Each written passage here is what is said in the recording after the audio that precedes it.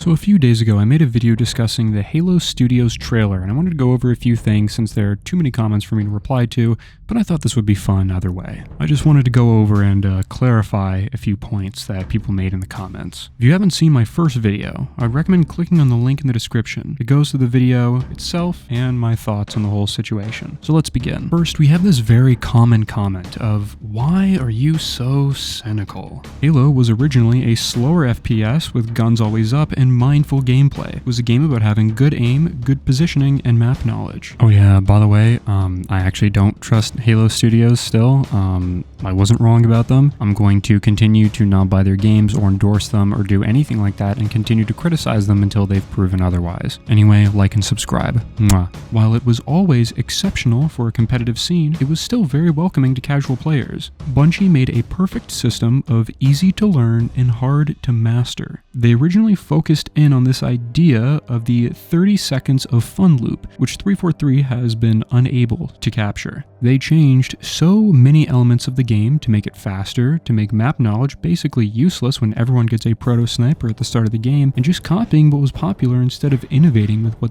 already worked for so long. 343 and Microsoft weren't content with the niche of Halo. They wanted to be on the level of Call of Duty. From a story angle, they completely changed the art style to look terrible for no discernible reason beyond they want to look different, and completely changed one of the most important and pivotal story twists in Halo history. You are the child of my makers, inheritor of all they left behind.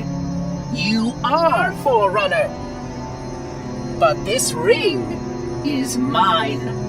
This one line was incredibly important to the story of Halo. It also gave context to a lot of things within the story, and answered a ton of questions and honestly added a sort of tragedy to the entire story of Halo.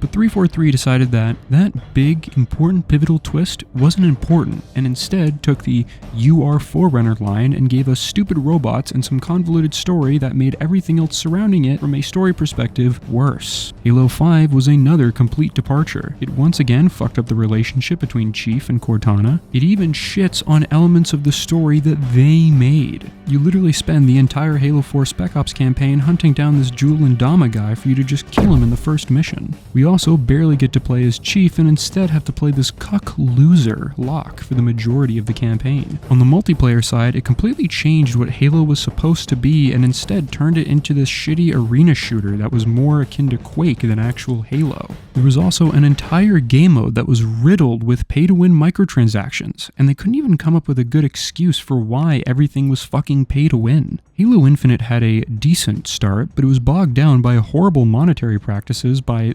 literally lying, something I'll touch on later. They also lied about adding split-screen co-op, and gave us probably the most boring campaign we've had in the entirety of Halo history. I mean, like, Halo Infinite's campaign is literally just the beginning of Combat Evolved. Big UNSC ship gets attacked by aliens, so we go down to the Halo ring, fight some bad guys, and build back up a resistance. Fight back against said aliens, and then we find out about a third new alien faction as a twist kick off Act 2. Sound familiar? The only difference is that we don't actually get to see Act 2 because 343 is fucking horrible at their job. The multiplayer was fine, but it included a ton of useless weapons, and overall just completely removed the use of certain weapons in the game. Like, what's the point of the plasma pistol? It literally shouldn't exist, seeing as all these other electricity weapons are literally just EMPs themselves. It completely throws off vehicular combat. They either didn't have someone who was trying to balance the game, or their balance guy was locked in the back closet and wasn't able to come out,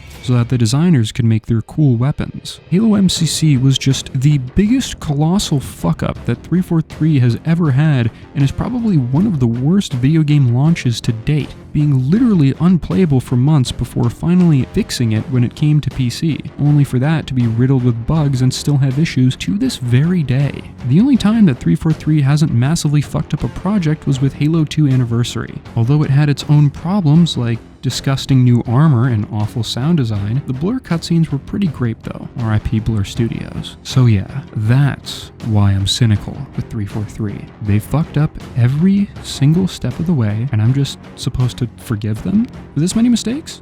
Fuck no. Second point. But this is all new people. All the old people are gone. Wrong. John Unijek, who has been at 343 since 2015, still works there. John himself said that we couldn't have a hybrid system of normal colors alongside coatings in Halo Infinite because of the tech behind it, which is a bunch of bullshit. His straw man in his first tweet regarding coatings is scummy too. Not every single person thought that we could only get coatings through buying them. This entire thread was incredibly disingenuous and destroyed a lot of his credibility and made a lot of people, rightfully so, skeptical about coatings. Nick, or better known as PJ Skittles, is a producer over at Halo Studios and has openly said, quote, "I honestly don't think I could work on a game that glorifies or fantasizes modern guns. I've had moments where I've struggled with Halo, but the weapons and world is pretty sci-fi, which creates a large enough separation from reality. So I kindly ask,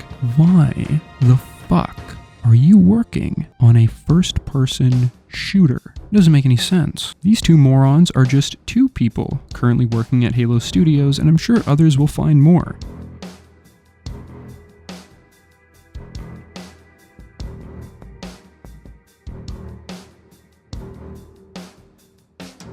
Some of these people are gone, sure, particularly that demon bitch Bobby Ross, but some still remain. And I think an excerpt from Marty O'Donnell is still very important. Getting Bungie out of Microsoft was good. Not getting Microsoft out of Bungie was bad. Many people forget that Microsoft is a disgusting company that regularly treats its employees like shit and will do anything to cut as many corners as possible to release a game with maximum profits for as little cost, regardless of how much it affects the developers who work under them. As long as Halo Studios is under Microsoft, they will be rotted by them, so they shouldn't be trusted. Third point. Halo 3 doesn't suck. Yeah, it does, you crusty bitch. Go take a shower. Fourth point. It doesn't matter that Halo Studios has a new direction. Unless they understand what made Halo work in the first place, it doesn't matter if their name is 343 or Halo Studios. It doesn't matter how many new people you bring in. It will never work.